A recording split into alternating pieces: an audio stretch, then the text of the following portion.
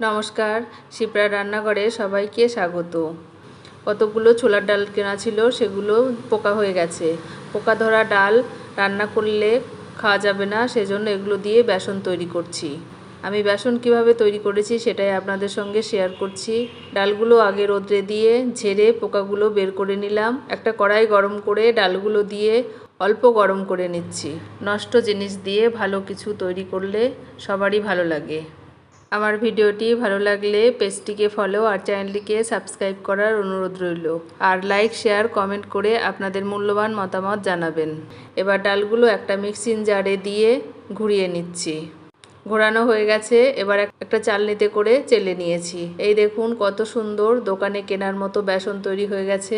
এবার একটা কৌটোর মধ্যে ভরে রেখে দেব। এবার যখন খুশি পেঁয়াজি, বেগুনি ভেজে খাওয়া যাবে। নমস্কার, শিপ্রা রান্নাঘরে সবাইকে স্বাগত।